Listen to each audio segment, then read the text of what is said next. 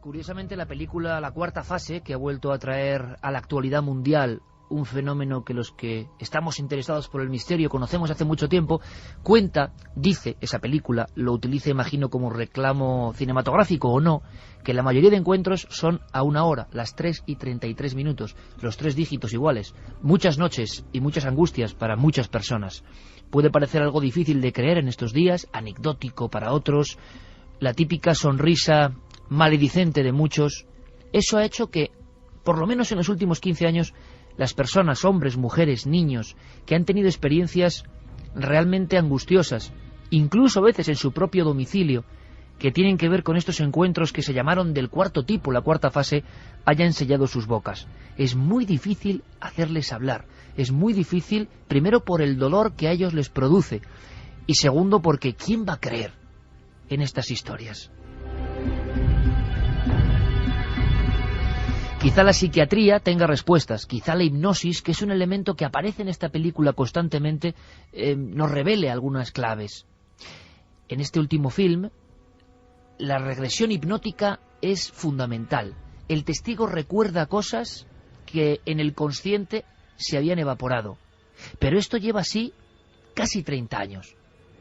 En España tenemos por lo menos una docena de casos bien descritos. Personas que tienen un tiempo perdido y que luego, bajo hipnosis, con la luz y sombra que tiene esa palabra todavía hoy, visualizan, viven y somatizan historias. Han estado en otro lugar, han estado observados por extraños individuos que no parecen humanos. Se habló incluso en su día de experimentos por parte de servicios de inteligencia que, utilizando el atrezo, el cartón piedra, el maquillaje de los ovnis, estaban experimentando, haciendo creer que muchos testigos vivían experiencias con extraterrestres. Tengo en la mesa, aparte de muchos amigos invitados, porque esta noche es lo más importante, es de debate, de puro debate sobre este tema polémico, tengo en la mesa un libro con un rostro en la portada. Se editó en 1987 y cambió el concepto del hombre norteamericano, sobre todo, sobre esta materia. Se llamaba Comunión. Whitley Strieber, un hombre que aseguraba que no solo él, sino muchas otras personas vivían el mismo aterrador encuentro, con lo que parecían los mismos seres. En mitad de la noche, a veces previamente unas voces, en ocasiones sueños repetitivos, y alguna de esas madrugadas despertarse y ver a alguien a los pies de la propia cama. Lo que recordaban, a veces semanas o meses después, incluso años, como vais a comprobar esta noche, era la presencia de unos ojos, ojos que parecían a veces incluso de ave, ojos como de lechuza, o ojos demasiado almendrados, que observan con una extraña expresión. Y poco a poco, a veces por la hipnosis o por casualidades de la vida, ese testigo empieza a recomponer un puzzle siempre incompleto. Ha estado en algún lugar, fuera del mundo real, en una especie de realidad velada para los demás. Todo se resume en patologías, todo es explicable por la imaginación del ser humano, son traumas que tienen que ver con la persona, la sexualidad, historias terribles no bien superadas. Se ha hablado de todo eso, pero creo que con la llegada de esta película merece la pena tener este debate desde diferentes puntos de vista y sobre todo repasar también algunas experiencias aterradoras. Y una de las más sorprendentes es la que vamos a revivir en apenas nada. Antes de presentar a amigos que van a hablar de hipnosis, de ciencia, de investigación periodística y de conspiración, todas las patas del mismo enigma, quiero que escuchéis algo con mucha atención, por favor, porque es una pequeña gran joya. Desde hace muchos años, una mujer que se llama Próspera Muñoz se mantiene en silencio. Quizá es por todo lo que he comentado al principio. ¿Quién va a contar una experiencia tan extraña? ¿Cómo le van a creer? Por eso le agradezco enormemente que nos preste un poco su testimonio, su alucinante testimonio. Verdad, fantasía y realidad, algo que es todo y no es nada al mismo tiempo, eso debéis juzgarlo vosotros, y también nuestros invitados. Ocurrió en los años 40, y esto es muy importante, porque en los años 40, concretamente en el 46-47, nadie en nuestro país hablaba del fenómeno ovni o de lo extraordinario, de extraterrestres, y sin embargo, en una pequeña caseta, en pleno campo, perdido en el Levante español, 2 niñas tienen una experiencia que solo recordarán con el tiempo, con 30 años de olvido, ¿Os imagináis lo que es vivir algo impresionante y solo recordarlo 3 décadas después? ¿Cómo afecta eso a nuestra vida? Yo sé que lo que vais a escuchar es sencillamente increíble, pero es uno de los grandes casos, y esta noche Próspera Muñoz rompe su silencio, por eso estoy seguro que la audiencia se lo agradece. Próspera Muñoz, buenas noches. Hola, buenas noches. Ante todo, lo dicho, muchísimas gracias por compartir con nosotros las ondas de Milenio 3 en la SER. Con mucho gusto lo hago. Muchísimas gracias porque yo creo que ahora que se habla tanto de esta película, por ejemplo, ¿no? La cuarta fase, se hace mucho hincapié, Próspera, en la soledad, en a veces la incomprensión que sufre el testigo de un encuentro de este tipo. ¿Tú has sentido eso, Próspera, a lo largo de estos años? Pues yo tuve la gran suerte de que al primero que se lo conté, por supuesto, fue a mi marido. Y entonces él, en lugar de reírse, al principio no me creía mucho, pero cuando vio que iba en serio y oyó a mi hermana, que también corroboraba lo que yo decía, pues tuvo la gran suerte de que me creyera. Entonces, el que los demás no crean no me importa tanto, aunque sí hay de todo. Hay quien de verdad te cree a pie juntillas, hay quien dice, bueno, te da el beneficio de la duda, y hay quien se ríe en tus barbas. Pero a mí, ¿qué quiere? No me importa. Ya le digo que soledad en ese aspecto no. Ahora, algunas veces sentir que alguien te ridiculiza un poco, pues sí. De todas formas, Próspera, hay que reconocer que tu historia, lo que tú viviste, lo que tú relataste a Antonio Rivera y después en otras oportunidades, efectivamente, a principios de los 80, que es cuando tú lo recuerdas, que esto es lo increíble, pues no era un caso muy habitual. Una cosa es decir que has visto una luz y otra cosa contar lo que a ti te ocurrió. Es muy interesante el hecho de que tú pasas como 30 años en blanco, o sea, no recuerdas nada. ¿Y por qué va cayendo todo de nuevo en tu memoria? ¿De qué forma fue? Pues mira, la verdad es que ellos me lo indicaron así. No recordarás hasta pasado más de 30 años. Fueron escogiendo, como si supieran ya mi vida venidera, el momento idóneo en que yo debía de recordar. Y yo recordé precisamente leyendo un libro de don Antonio Rivera. Había un testigo que hacía unas observaciones y yo dije, bueno, es que esto lo he visto yo también, pero ¿dónde? Y entonces ya poquito a poco fui recordando, y al poco tiempo le pregunté a mi hermana, oye, ¿tú te acuerdas de aquel día que vimos esto tan raro y tal? Y me dijo, oye, pues sí que me acuerdo, pero lo que me extraña es que no nos hayamos acordado nunca antes. Y así, entre las dos, fuimos recordando poquito a poco, y aquí a mí me costó casi 7 años recordarlo todo. Porque ya le digo, son pequeños flashes que vienen de pronto, como si los vieras, y entonces lo extraño es eso, que estuviera tanto tiempo sin recordar. 2 niñas en una casa de campo, que ¿cómo era? Era una casa aislada, ¿no? Una casa muy lejos de cualquier núcleo urbano, ¿no? Sí, está a unos 13 o 14 kilómetros del pueblo, y al lado hay 2 o 3 casitas, pero en aquel momento estaban vacías, no había nadie, porque no vivían allí siempre, eran unas casas de campo que iban esporádicamente. Entonces estaba completamente aislado, y además es un valle totalmente cerrado por montañas. Es un sitio, yo ahora que lo he mirado bien, es un sitio ideal para un contacto así. No habían ojos extraños que miraran. Villa Próspera, ¿verdad? Sí, eso lo puso mi padre porque cuando hicieron la casita yo era la hermana más pequeña. Año de 1947.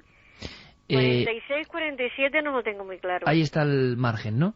Sí. Pero si tú ahora mismo casi puedes ver, imagino, porque eso es inolvidable, ¿qué ves? Ves primero que en la mente de una niña lo que era la llegada de un coche, ¿no? De un coche blanco Pues, muy raro. Sí, yo estaba asomada a la ventana porque mi padre, nosotros estábamos allí en el campo con un tío, y mi padre venía pues cada 2 o 3 días a llevarnos alimentos frescos, golosinas y cosas, y yo estaba esperando aquel día. Mi padre estaba mirando por la ventana, vigilando el camino, pero vi llegar un coche que me pareció muy extraño. Entonces llamé a mi hermana, y asomadas a la ventana las dos vimos, pues eso, un coche, pero muy raro porque era redondo, con un ala circular, y que además bajaron 2 personas muy extrañas.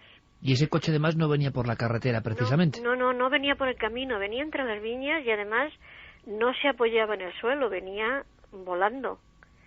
Y la verdad es que a unas niñas todo le parece, no sé, a un niño todo le parece normal. No se asombra tanto como un mayor, pero mi hermana sí se asustó un poco porque, claro, era mayor que yo, tenía ya 12 años, y ya se asustó un poco, ya quiso cerrar la puerta y cerrar la ventana y todo, pero cuando nos dimos cuenta ellos estaban ya dentro de casa entablando una conversación con nosotras. Y hay dos individuos que tú como niña los ves, ¿cómo los ves con tus ojos infantiles, Próspera? ¿Se parecieron a la gente normal o no? Pues yo los veía, pues, muy bajitos, porque el más alto era como mi hermana, que ya digo que tenía 12 años, y el otro era más bajito todavía. No sé, yo lo veía todo normal, no pensaba que era algo raro ni extraño, pero veía como gente de mi talla, de mi estatura, como gente igual que yo. ¿El atuendo, Próspera? Pues era como una especie de mono blanco, que no llevaba botones por ninguna parte, era todo liso. Y llevaban como un casco transparente que se quitaron al bajar del vehículo, se lo quitaron y se lo pusieron debajo del brazo, me acuerdo perfectamente.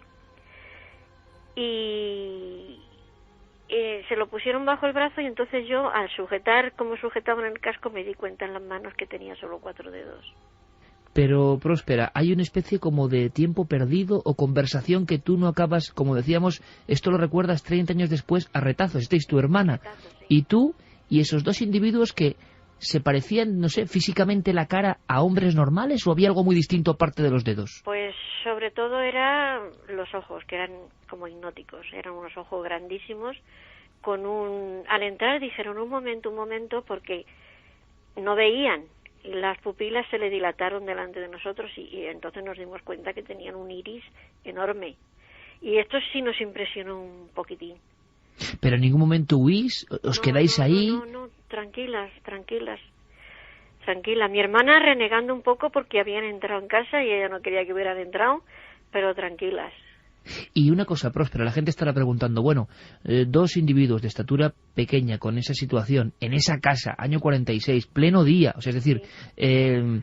Es algo muy extraño, pero ¿escuchabais la conversación o ellos movían la boca? ¿Era un lenguaje castellano como el nuestro? Yo no lo sé, yo solamente sé que les entendía y yo en aquel tiempo, bueno, y ahora no hablaba más que castellano y les entendíamos perfectamente. Ahora, si movían los labios o no, la verdad es que no me acuerdo.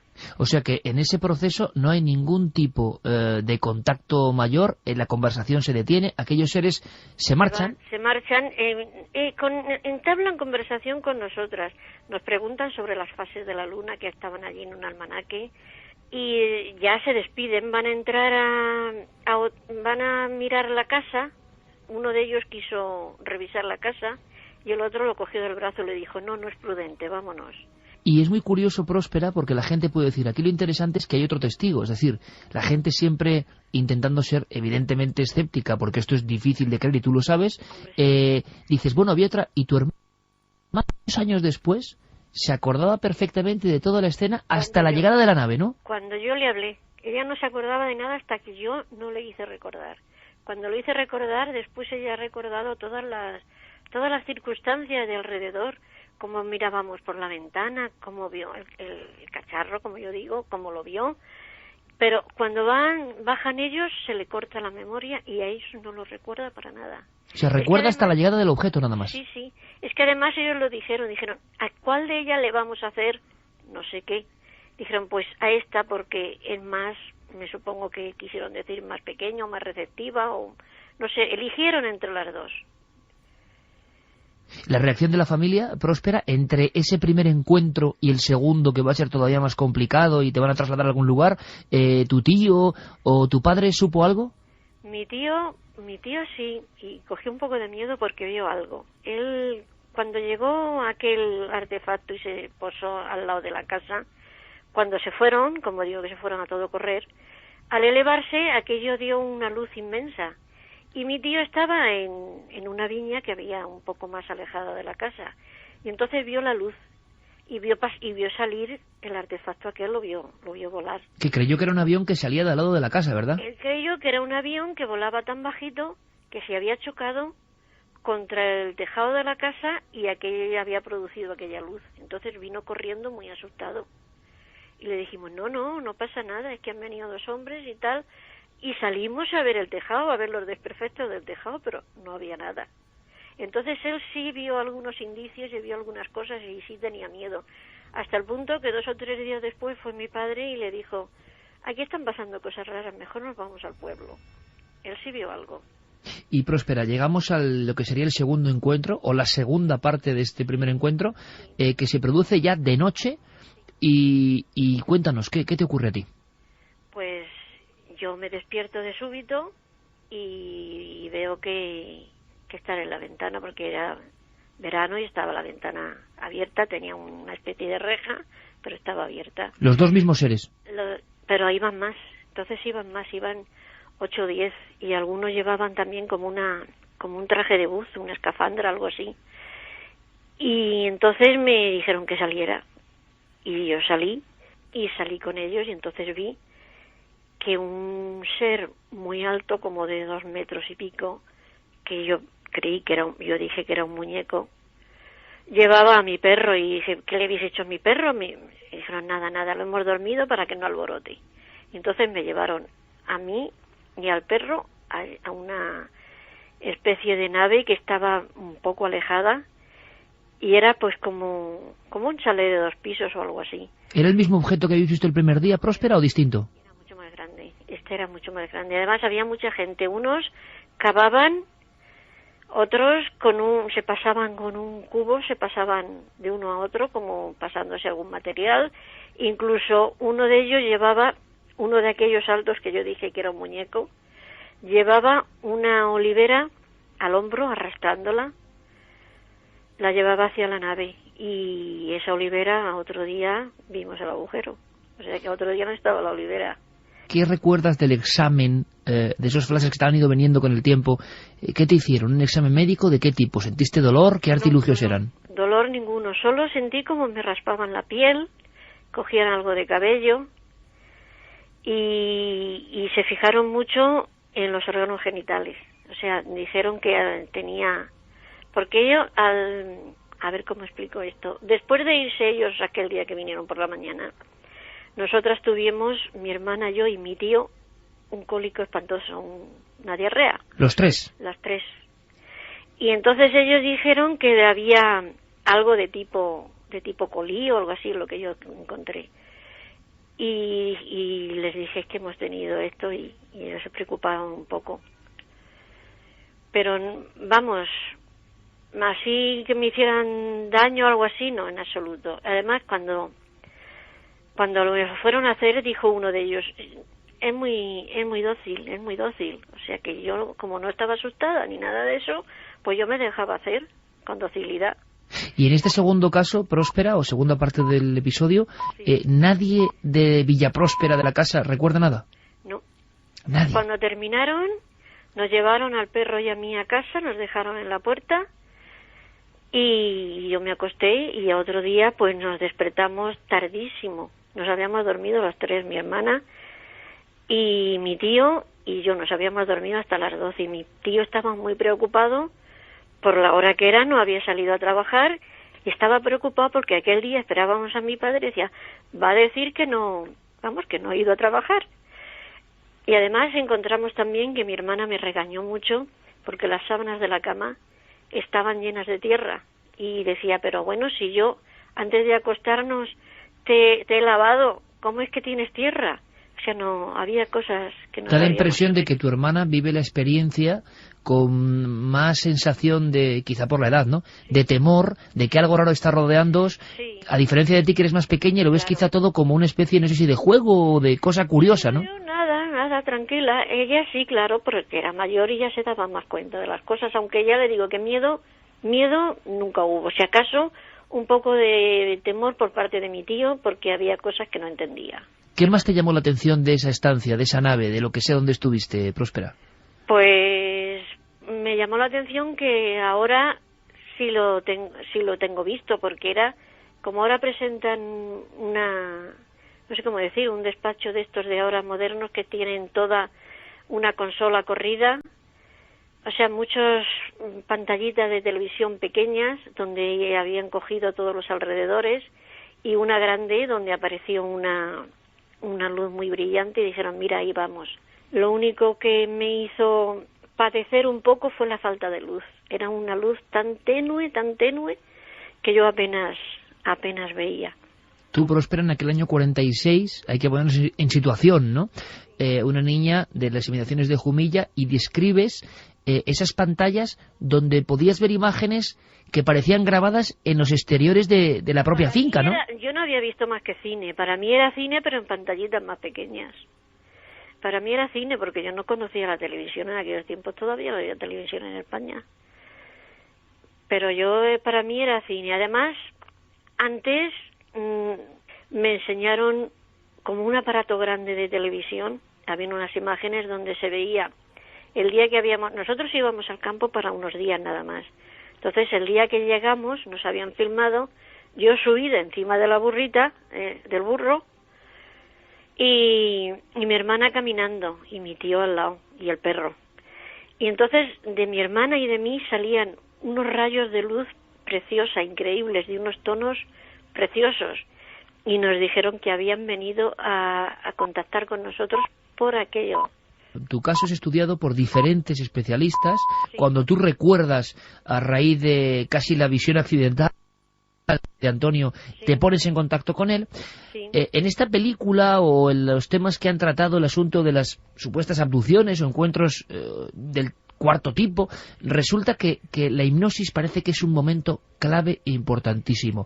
¿No te dio miedo someterte a hipnosis? Pues no.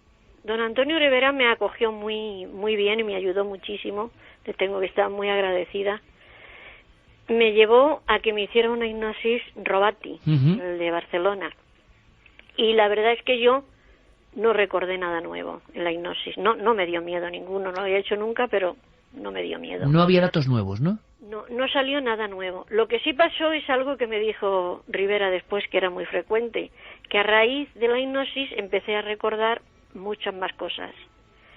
Después me han hecho otra hipnosis en Madrid, me la hizo Jordán Peña. Ajá. Y igual no han salido nunca cosas nuevas. En hipnosis no he dicho nada nuevo. Todo ha sido recordado espontáneamente por mí.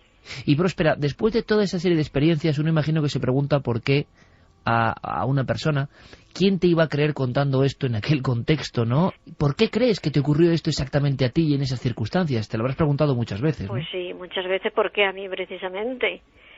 Entonces, no sé, yo siempre pienso que estábamos en el sitio adecuado en el momento oportuno. Entonces, digo yo que sería por eso, aunque ya nos dijo él, ya nos dijeron ellos que venían a hablar con nosotras por aquella luz tan inmensa que salía de nosotras, lo cual a mí no me extraña, porque éramos unas niñas muy sanas, criadas en un ambiente sanísimo, y por supuesto éramos totalmente niñas inocentes. Pero me he preguntado eso, que por qué a nosotras, y la verdad es que no tengo explicación. Y imagino que al principio con tu tío, con tu padre, con la familia, ante un hecho tan raro, investigasteis, y lo curioso de esta historia es que sí que había algunos detalles físicos, ¿no? Lo que decías tú, trozos de terreno arrancados y hasta una huella, si no me equivoco, quemada. Sí, allí donde había el coche aquel de por la mañana que había estado posado, había allí como unos rastros de ceniza. Y además pasó por al lado de una higuera enorme, preciosa, joven, que tenía las ramas como chamuscadas, y al cabo de muy poco tiempo se secó por completo. La viña por donde pasó, al cabo de un tiempo se secó, y teníamos alrededor de la casa árboles frutales, todos jóvenes, y al cabo de unos días todo se secó. Además, cuando quisieron ellos, como uno de ellos le he dicho antes que quiso mirar toda la casa, quiso entrar a la habitación aquella donde estaba la ventana por la que la habíamos visto, allí guardábamos nosotros en una estantería pues todos los alimentos, y a los 2 días aquello se pudrió todo. Los tomates y todo eso era normal, pero es que la legumbre dentro de sus cacharros de cristal se pudrieron todo, hubo que tirarlo todo. Pero espera, ¿es fácil, digamos, vivir con esta incógnita tan grande sobre por qué pasó lo que pasó, qué puede ocurrir y por qué este acontecimiento? Pues yo pasé bastante tiempo, bastante preocupada, no sé, inquieta y tal, hasta que ya decidí dejarlo. Y a causa de aquel estrés yo tuve que ser ingresada. Me encontré mal y tuve que ser ingresada. Entonces ya mi marido dijo, se ha acabado. Aquí ya no hablamos de esto más. Entonces yo ya me planteé el hecho de, dejar esto a un lado y seguir mi vida y tomar interés por otros aspectos de la vida, ¿no? Tengo 70 años y ya no estoy para ir de un lado para otro. Oye, Próspera, y yo sé que hay gente que esta noche, estoy convencido, que ha sufrido experiencias. Yo no sé si tan espectaculares como la tuya, pero experiencias que en sus casos sí que generan una gran angustia, ¿no? ¿Les dirías algo? Pues nada, que vivan su vida, que eso, que se lo dejen un poco aparte, o sea, no lo pueden borrar porque lo tienen ahí, pero que se interesen por otros aspectos de la vida. Y entonces centrar la vida en otras cosas y dejarlo esto un poco al margen y decir, bueno, ahí está, no lo puedo borrar, pero tampoco me voy a angustiar. No obsesionarse, ¿no? No obsesionarse, sobre todo no obsesionarse con los temas. Esta es la fascinante historia de una niña en Jumilla con su hermana que vio llegar un extraño vehículo que no hacía ruido y que desde luego es parte de la historia del misterio español. Yo sé también del silencio de Próspera Muñoz hace tiempo y por eso le agradezco enormemente que además con esta claridad, con este cariño, nos haya contado a muchos miles de amigos pues una experiencia que tiene que ser conocida y ese consejo, ¿no?, de que lo más importante es que la vida no se vea arrastrada por un acontecimiento tan extraño. Exactamente, no obsesionarse ante todo. Próspera Muñoz, ha sido un auténtico placer, un fortísimo abrazo. Igualmente. Gracias, Un abrazo. de verdad, gracias. Hasta luego. Adiós. Este sería evidentemente un supuesto encuentro en la cuarta fase. Hemos roto el silencio que había sobre este testimonio y cuántos permanecerán todavía sellados. Ahora, ¿cuál es la naturaleza que genera estas imágenes? ¿O es una realidad? José Miguel Gaona, doctor psiquiatra. Buenas noches, amigo. Hola, buenas noches. ¿Tú cómo te quedas, por ejemplo? ¿Es normal que escuchéis este tipo de relatos tan elaborados en una consulta, por ejemplo, como la tuya? Hombre, normal no es. En ocasiones sí que escuchamos relatos, suelen ser retazos en muchas ocasiones, pero sí que me ha llamado la atención, la verdad, en el caso de esto que acabamos de escuchar, este testimonio tan brutal, ¿no? La lucidez, lo coherente que es, lo enlazadas que están las ideas, lo poco que titubea a la hora de contar cada uno de los detalles y de los aspectos y la naturalidad con que lo hace. Es decir, si dejásemos, por ejemplo, en mi caso, quizás los naturales prejuicios que todos tenemos acerca de esto y hablase de otro tema, sinceramente yo pondría la mano en el fuego por esta mujer. José Miguel Gaona, doctor psiquiatra, es uno de los invitados del largo debate. De verdad que estamos todos impresionados y me encanta que un buen amigo y un gran profesional como José Miguel Gaona, de sobra conocido, pues claro, porque además ha llegado, y esto es un shock, ¿no?, esta historia tan rara, tan absurda. Decía Miguel Pedrero, buen amigo también, que se suma al debate y de inmediato vais a poder debatir abiertamente con la ayuda de nuestros amigos oyentes. Decías, Miguel, absurdo como casi todos los casos realmente interesantes. El tema de esos recuerdos pasado el tiempo, de esos flashes que le llegaban a la mente, esto es algo muy recurrente en otros muchos casos que he tenido la oportunidad de seguir, ¿no? Cuando Hay una especie de patrón común. Sí.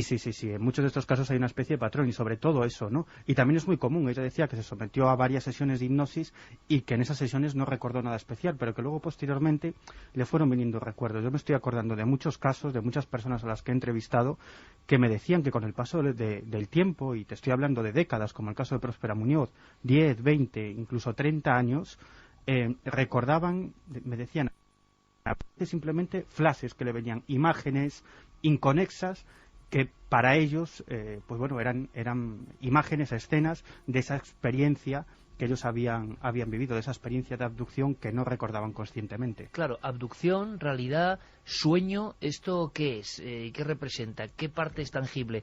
Se une a nuestro debate el buen amigo Jorge Cuadros, biólogo, embriólogo clínico y gran conocedor del mundo de la hipnosis clínica.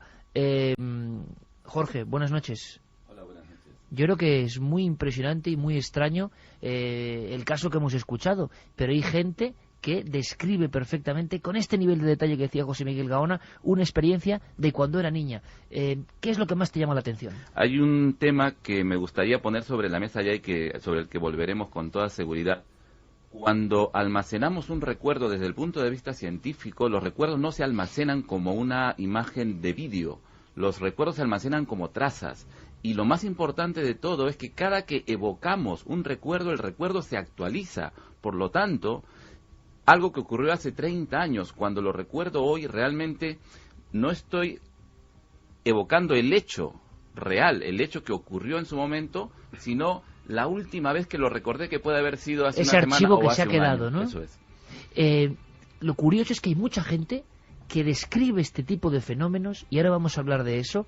Vamos a ver si podemos reparar rápidamente uno de los micrófonos. Santiago Camacho, mientras tanto, tu conclusión, y ahora abrimos ese debate abierto, ese debate en el que vosotros también podéis opinar. Santi, tu opinión, también, como decíamos, en una traza de este caso, que agradecemos simplemente el hecho de que yo entiendo perfectamente que alguien no lo cuente. O sea, es que si alguien cree que le ha pasado lo normal es que no lo cuente. Santi, tu opinión. Hombre, y además es la primera vez que yo, por ejemplo, he tenido la ocasión de escuchar de primera mano un caso histórico como es el caso de Próspera Muñoz. Y la verdad es que, añadiendo a todo lo que ya han dicho el resto de invitados, la verdad es que la inmensa suerte que tuvo Próspera es que no percibió su caso como algo traumático.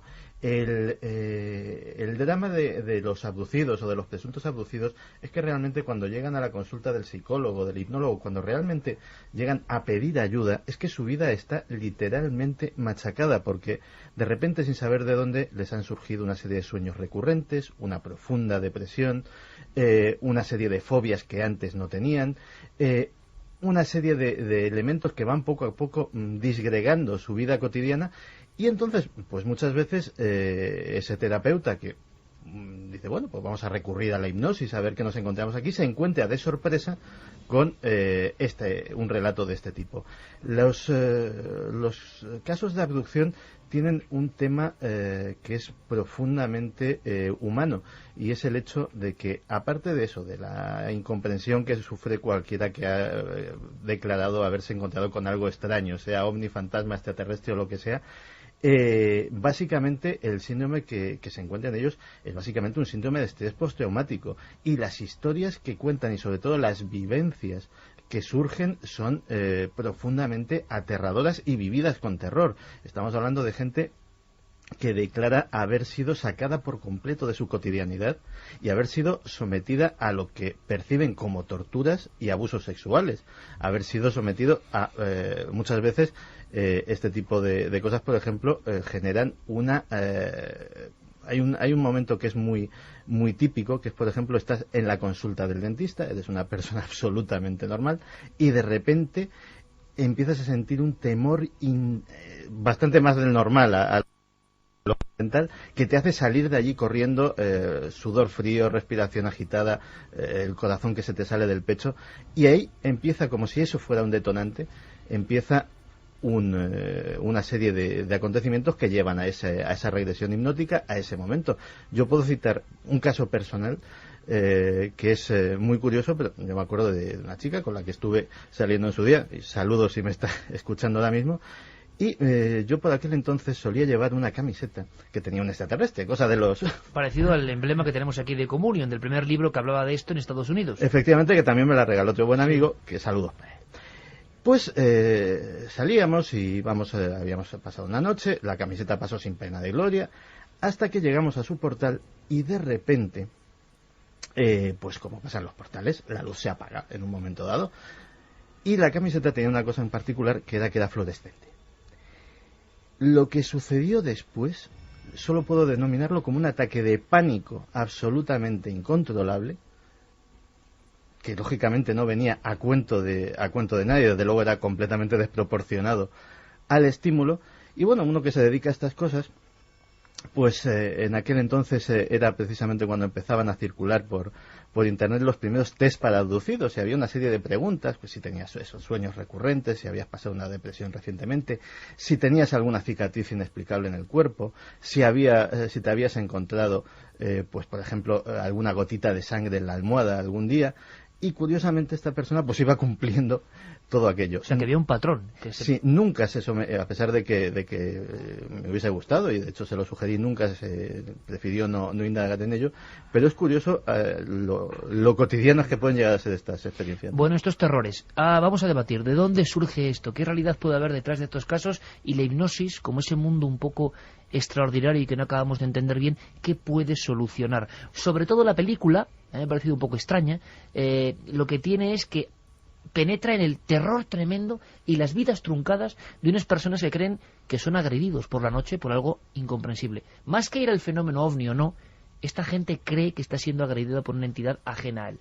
Y lo pasan muy mal. Y va en ese aspecto, en trazar lo mal y lo terrible que pasa a estas personas. Pues dar las gracias a Aurum, que nos ha mandado los 10 pósters originales, además de la película que sorteamos esta noche. Vamos a repetir las vías de contacto. 27640, palabra clave Milenio, espacio vuestros mensajes, milenio3 con número @cadenaser.com, la página web www.cadenaser.com y la encuesta en ikerjimenez.com, que por el momento, a la pregunta de ¿crees en las abducciones extraterrestres?, el 57,2% opina que sí y el 42,8% opina que no. Bastante Está reñido, muy igualado. Bastante con lo cual hay una división Pueden seguir total votando allí. del público. Debate abierto que continuaremos en la segunda hora, por supuesto, con vuestras preguntas. José Miguel, pero podéis intervenir en cualquier instante ya. Para un especialista en psiquiatría, esto es... ¿cómo se diagnostica esto dentro del libro oficial de trastornos psiquiátricos? Si es que es un trastorno psiquiátrico, o podemos decir que hay casos que se apartan de esto incluso. No, evidentemente la abducción como tal no aparece en ningún libro de trastornos psiquiátricos. Es decir, se pueden interpretar algunos de los síntomas como parte de algún trastorno, de alguna enfermedad, etcétera, etcétera. Es de todos bien sabido, por ejemplo, que ciertos casos de psicosis, es decir, esquizofrenia, pues dentro del delirio de esta realidad desorganizada, pues pueden intervenir elementos relacionados, por ejemplo, con la abducción, los extraterrestres o con cualquier otro tema que en un momento dado sea propio de cualquier dislate humano, ¿no?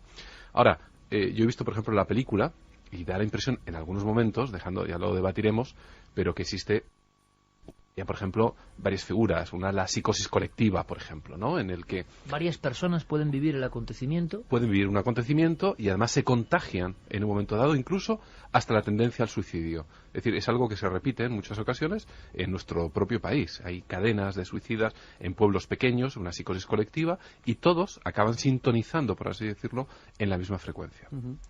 Eso es interesante porque me vienen a la mente casos, ¿no?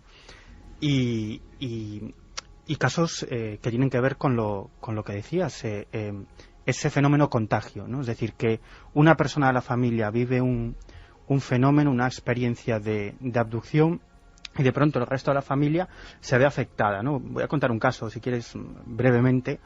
Un pueblo de Lugo, año 1996, una mujer llega de trabajar, era media tarde, tirando a la noche, y ella observa pues que a cierta distancia le va siguiendo un objeto anaranjado de aspecto circular. No le da ninguna importancia. Aparca el coche en su casa, se cambia porque en unos minutos tenía una reunión de padres de alumnos en el colegio de su hijo, que no estaba demasiado lejos de la casa, ¿no?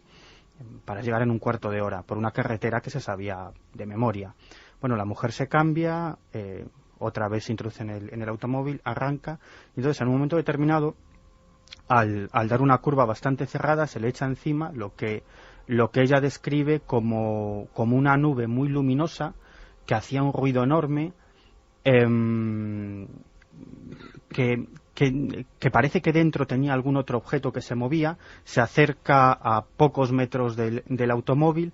Ella intenta acelerar, pero se da cuenta de que es imposible, que el coche circula más bien se frena, empieza a circular unos 20 kilómetros por hora. Incluso me dice que le da la sensación de que incluso el automóvil parece que no estaba tocando la calzada, es decir, como si estuviera levitando sobre el suelo. Dice que en un momento determinado incluso la puerta del copiloto se empieza a abrir y cerrar violentamente. Ella entra en un estado de pánico. Esto dura unos 2 minutos. Dice que probablemente no llega a los 2 minutos. El objeto desaparece y cuando llega a la reunión de padres de alumnos estaba terminando. Es decir, algo completamente imposible. Es decir, ella tenía aproximadamente unos 3/4 de hora de tiempo perdido, es decir, no se lo explicaba. Incluso hicimos el recorrido con ella en varias ocasiones cronometrándolo, ¿no? Y desde luego no coincidía. Pues fíjate qué curioso, cuando vamos a visitarla por primera vez, llegamos a su casa, llegamos de forma absolutamente sorpresiva, no avisamos, sabíamos lo que le había ocurrido por otras personas, y cuando llegamos ella no estaba trabajando. Entonces estaba en la casa. Se encontraban los hijos de esta mujer y su madre. Mientras lo estábamos esperando, pues empezamos a charlar, nos pusieron un café, un buen chorizo, como suele pasar siempre en muchos lugares de Galicia. Y bueno, empezamos a hablar de lo divino, de lo humano, y en un momento determinado, uno de los hijos, un adolescente de 16 años, nos hace una pregunta y nos dice, bueno, vosotros qué sabéis de estas cosas raras, ¿no? Dice, bueno, ya sé que no tiene nada que ver con la historia esa que dice que vio mi madre, es decir, incluso era hasta escéptico con la experiencia de su madre. Y dijo, bueno, a ver, tú dirás. Y dice, oye, ¿se puede tener un sueño muy real? Y digo, hombre, no sé, digo, explícame. Y entonces él cuenta que poco después de que a la madre le sucediera esa experiencia, él estaba...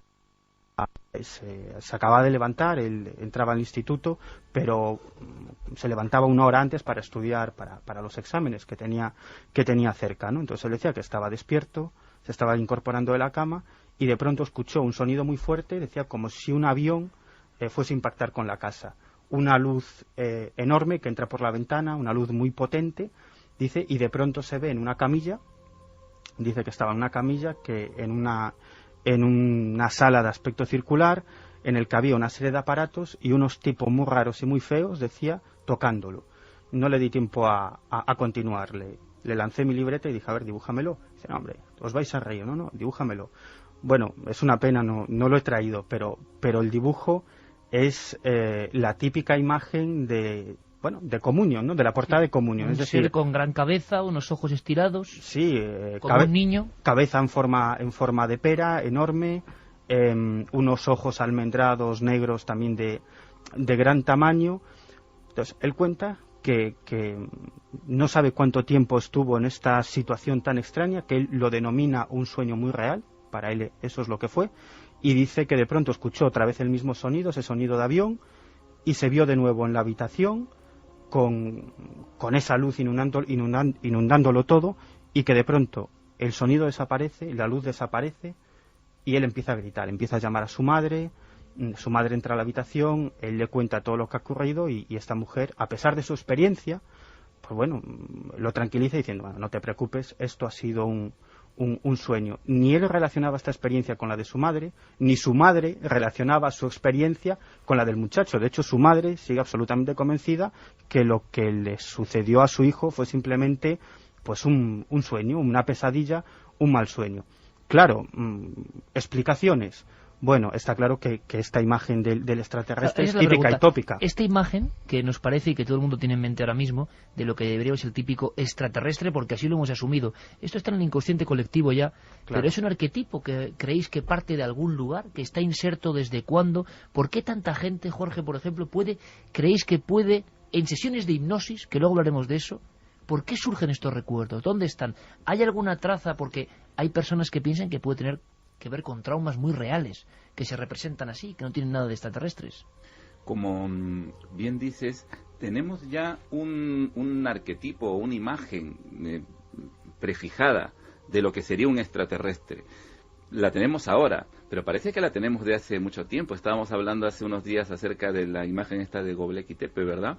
Pero el tema es que si, por ejemplo, en el caso de que indujéramos a una persona en un trance hipnótico para preguntarle por algo que él ya espera que le preguntemos y que él espera ver, con toda seguridad lo va a recordar. O sea que la hipnosis no es la panacea que se demostró en su día para descubrir qué pasa en tiempo perdido, porque se puede seguir fantaseando exactamente igual. No lo es en absoluto, porque desde el punto de vista de la hipnosis clínica tiene un objetivo terapéutico. Esta tarde estaba discutiendo con un compañero del grupo hipnológica, el doctor Chema Nieto, es médico psicólogo asturiano, sobre la película que acababa de ver, y claro, lo que comentábamos es que la hipnosis clínica debe tener un objetivo terapéutico. El recordar cosas por recordar cosas puede ser un efecto hasta contrario. Efectivamente. Y no solamente eso, sino que cualquier especialista, médico, psicólogo que trabaje con hipnosis, sabe que se puede crear recuerdos falsos, se puede fabular en hipnosis. Entonces, si el terapeuta es consciente de ello y debe saberlo, puede inducir un trance hipnótico para que el paciente recuerde algo, pero sabiendo que lo que recuerde no tiene que ser necesariamente cierto. De hecho, por ejemplo, inclusive aquellos especialistas que utilizan la hipnosis regresiva, entendiendo como hipnosis regresiva regresiones a vidas pasadas. Esa gente afirma inclusive que no necesariamente tienen que existir las vidas pasadas, sino que basta con que el paciente recuerde ese hecho que cree que ha vivido en otra vida para que eso en la terapia pueda tener un efecto curativo. Tema interesantísimo. ¿Qué pasa en la hipnosis? ¿Por qué surgen recuerdos parecidos? ¿Por qué hay testigos que tienen el recuerdo vivísimo y la hipnosis no aporta nada? ¿Puede ser peligroso hacerle a un testigo de una experiencia traumática la hipnosis regresiva, como cuenta ahora la cuarta fase? ¿Por qué tanta gente en todo el mundo, aunque no lo cuenten muchos de ellos, tienen miedo a las mismas experiencias, exactamente iguales? Bueno, pues todo eso a la vuelta, en un debate en el que podéis participar, un debate sobre la cuarta fase.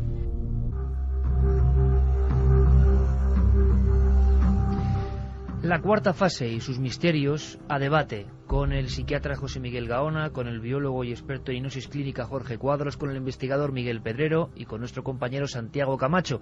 Pero, ante todo, y es muy importante, con vuestra participación.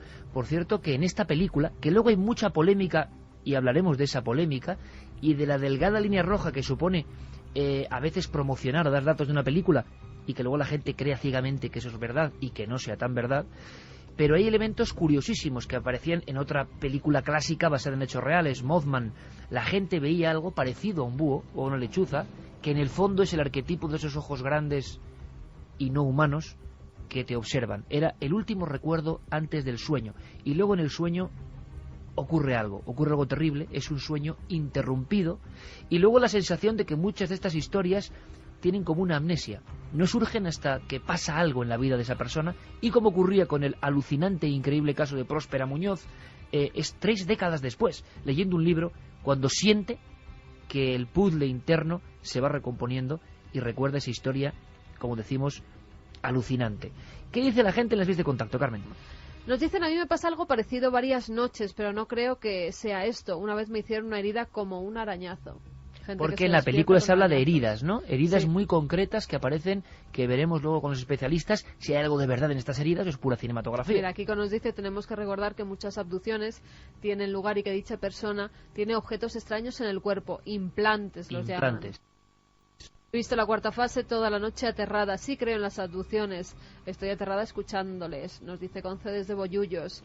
Ana nos dice, hola amigos, podéis hablar de la niña del barranco de Badajoz, Tenerife, que desapareció y apareció igual a los 10 años o 10 años después. Un beso a todos. Bueno, son Ana. Un poco leyendas urbanas realmente, ¿no? Niña de las peras. Exactamente, Eso que es. se ha recordado en Canarias mucho, pero que tienen más de leyenda, de cuento popular, aunque quizá los cuentos populares remiten a algo que ocurrió en alguna ocasión, claro. Aunque sí que hubo abducciones en España en las que al cabo de 4 años regresaron a su casa y decían que habían vivido en planetas de fuera de la Tierra. Y casos que están diagnosticados como delirios absolutos, ¿no? O mentiras, patrañas, y es una mentira para tapar esa desaparición durante 4 años.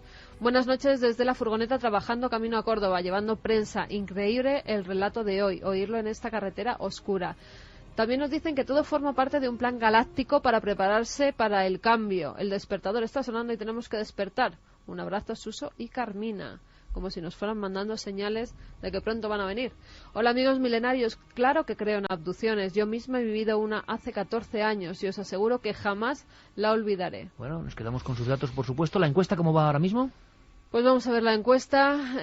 ¿Crees en las abducciones extraterrestres? Sí, un 58,1%, no un 41,9%. Ha subido un poquito el sí, pero van muy a la par, ¿eh? Seguramente por escuchar a nuestros invitados y por el impacto de ese relato. Todo tiene que ver, pero es una de las encuestas, de las 15 o por ahí que habremos hecho, más igualadas, ¿eh? Eso es curioso.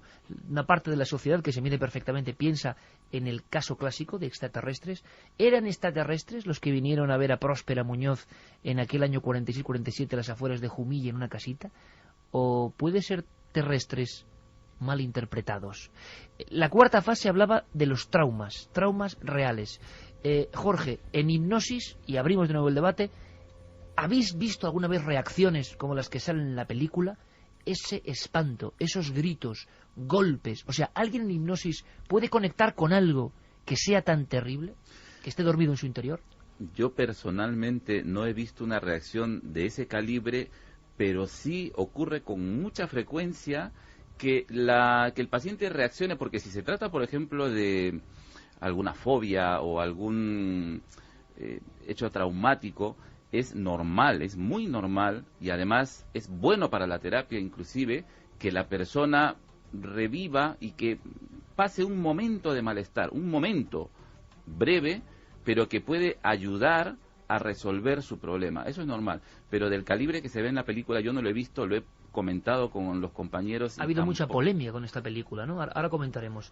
José Miguel, tú, en tu conocimiento de las diferentes formas de tratar patologías, ¿has visto reacciones? ¿Son típicas estas reacciones? Porque en la película dan auténtico terror. No sé cómo lo han logrado, pero son caras desfiguradas de terror. Efectivamente, sí. Yo creo que hay algo de arte digital en cómo está. Porque la expresión es terrorífica, hay que decirlo. Terrorífica, es decir, no es de un actor ejerciendo sus poderes paranormales en su máxima expresión.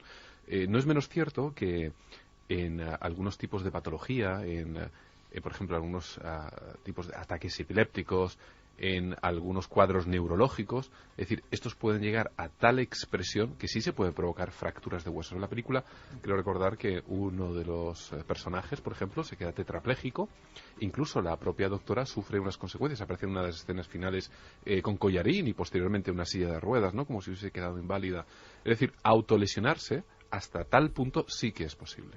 Yo estoy recordando a José Miguel ahora, y esto los que están muy bien, tanto José Miguel como Carmen, que algo parecido a la expresión de esa película nosotros tres lo hemos visto en una escena que podíamos poner bajo el epígrafe así global de exorcismo, de unos gritos, una niña con ojos en blanco, arqueada, y unos gritos que es que no se detenían.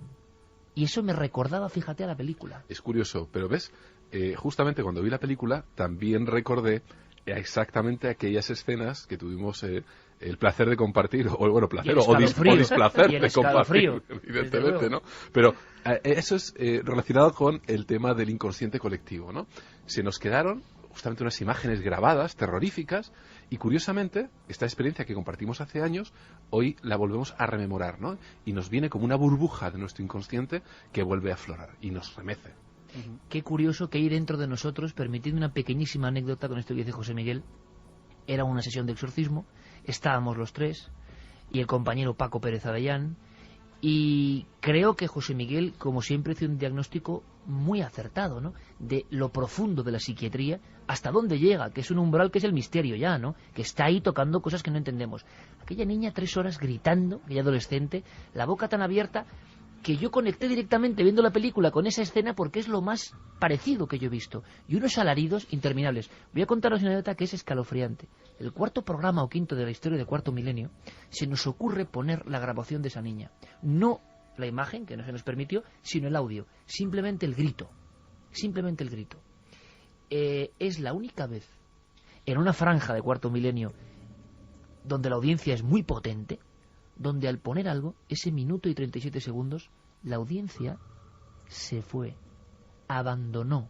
O sea, no podía que cambiar, ¿sí? O apagar la radio. Sí, y además en televisión. El audio en y televisión. No, minuto a minuto, y no era por un fenómeno que ocurre en las audiencias de que en otro programa están poniendo... No. Era en ese instante y la gente volvía. Había algo en aquellos gritos de la psiquiatría profunda, una patología profunda, que eran tan terribles que la gente, el inconsciente colectivo, lo que nos conecta, lo notó, ¿no? Porque son gritos que están arraigados en la parte más animal nuestra. Es decir, revelan lo que nos transmiten es el terror y la huida. Y en la misma película, además, hay una escena justamente en la que la secretaria tira prácticamente un cassette, un radiocassette, no sé si lo recordáis, diciendo, yo no puedo transcribir esto, y sale corriendo, y nos transmite a los telespectadores, además, ese terror. Santi, Miguel, esos casos de terror existen, eso sí que no es cinematografía, ese terror lo habéis incluso notado también en los testigos. Bueno, yo he estado presente en varias sesiones de hipnosis a personas que decían haber sido abducidas. ¿Aquí en España? Aquí en España, interesante. Sí.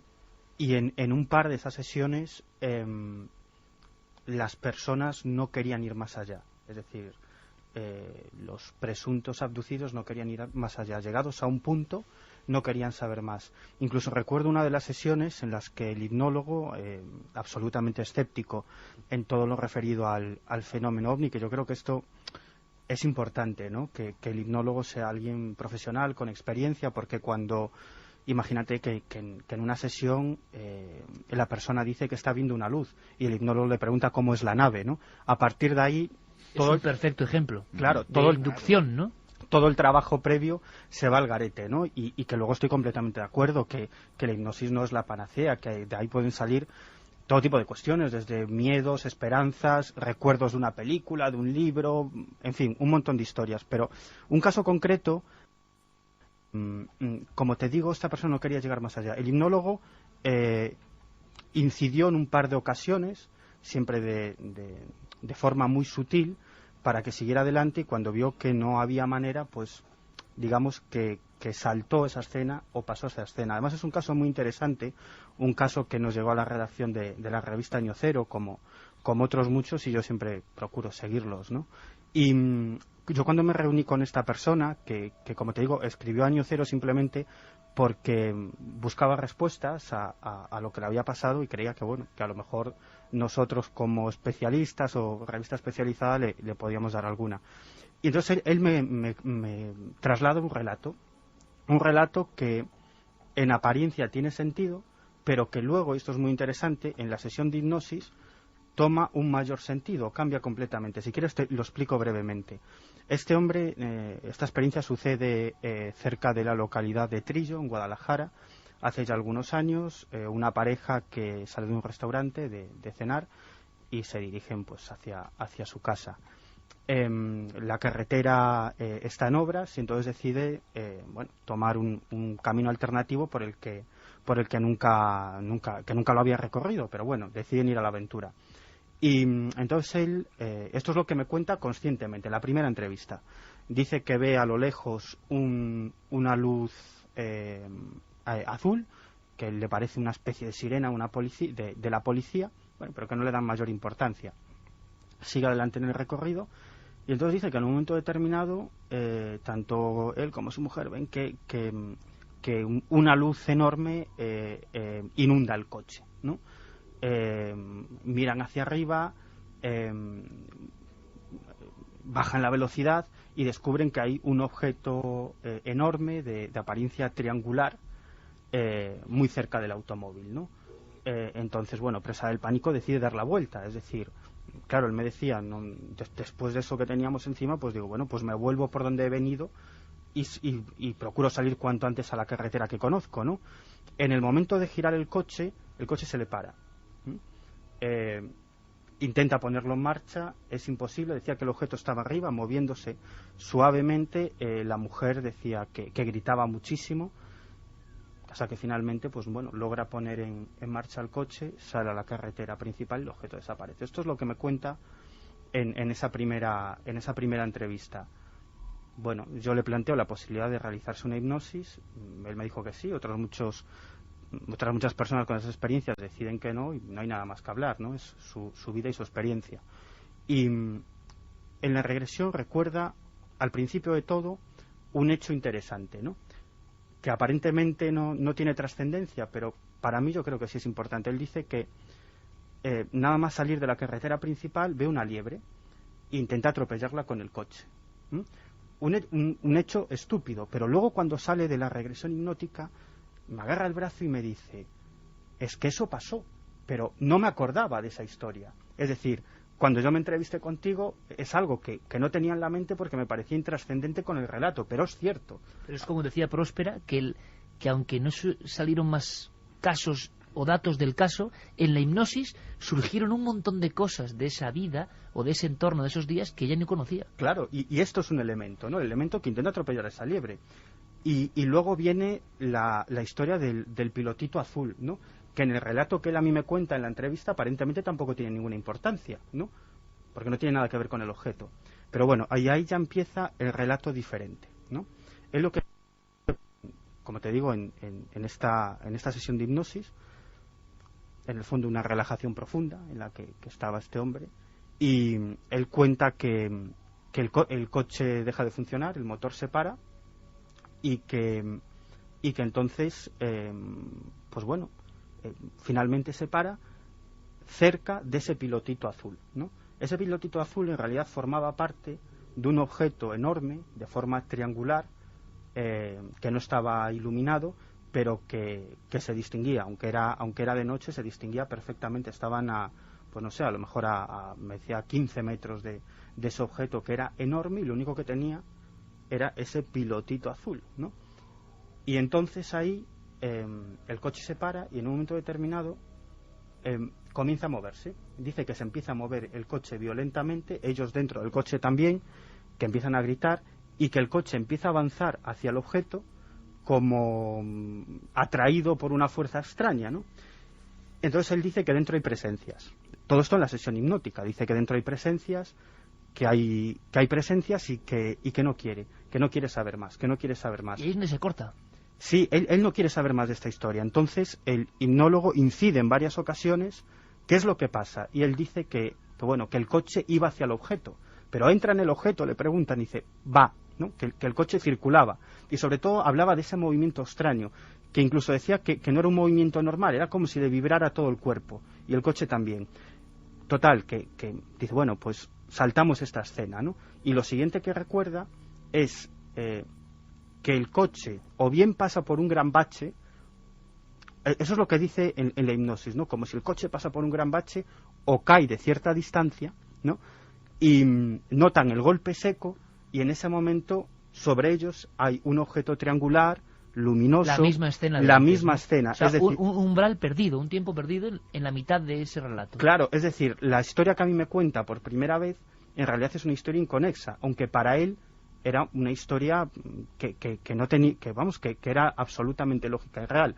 Él siempre pensó que había ocurrido algo más por el tiempo perdido, porque cuando llegaron a casa, pues no sabían lo que habían pasado durante las 3 últimas horas. 3 horas. 3 horas. Oye, y una cosa importante, estas experiencias de tiempo perdido que nos llaman tanto la atención y que siempre tienen que ver con sucesos para nosotros extraordinarios, OVNI, ocurren también en la psiquiatría o en la hipnosis, en otros aspectos de la vida. Es decir, hay gente que pierde la conciencia de un tiempo de su vida y en hipnosis lo recupera, pero no tiene que ver con estos misterios.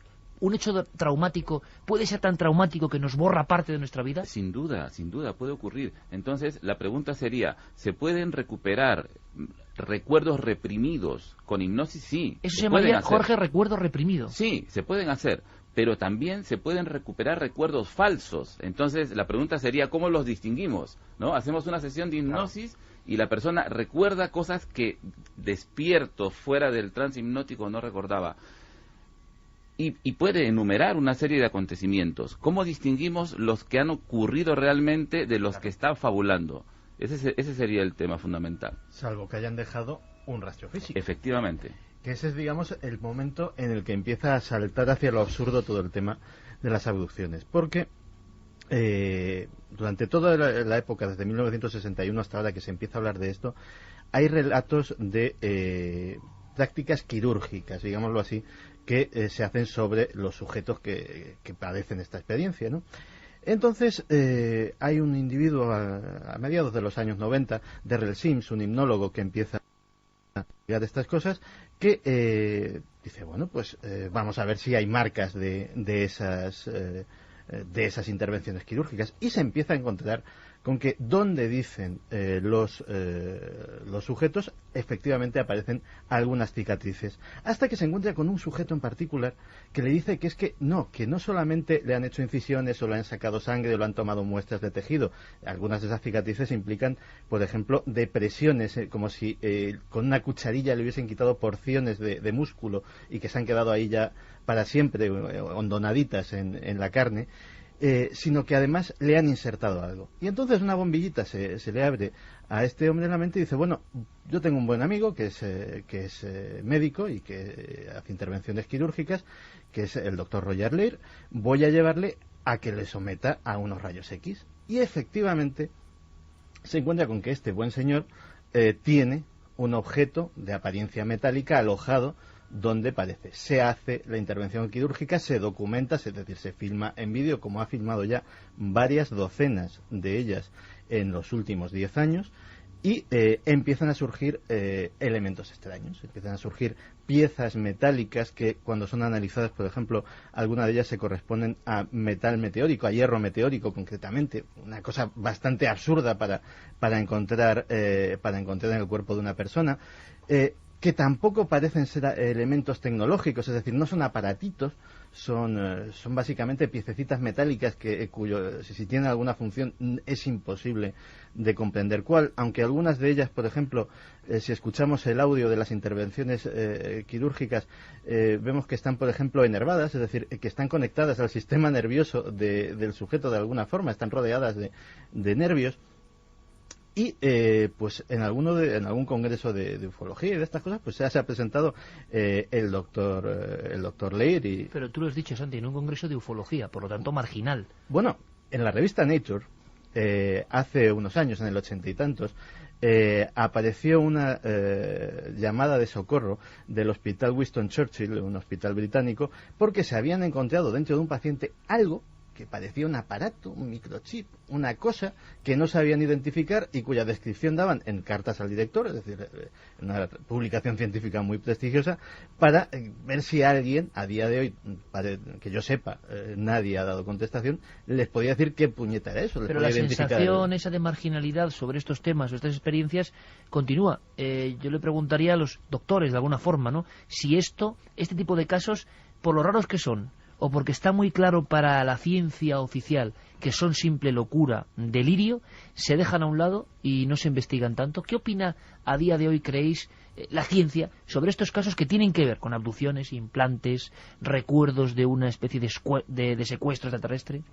Hombre, la ciencia, por definición, debería de encontrarse siempre abierta a estudiar cualquier nueva posibilidad. ¿Pero la realidad? Pero la realidad es que los prejuicios personales de los científicos, que en definitiva todos los tenemos de una manera o de otra, pues nos hace apartar en numerosas ocasiones cualquier posibilidad seria de investigarlo. ¿El diagnóstico sería psicosis o delirio en general si esto lo analiza un doctor que no es como vosotros, digamos, no tiene la valentía de aproximarse a los laterales marginales de la ciencia? ¿Una persona estricta científica le llega a esto, un relato de este tipo? ¿Cómo lo diagnostica?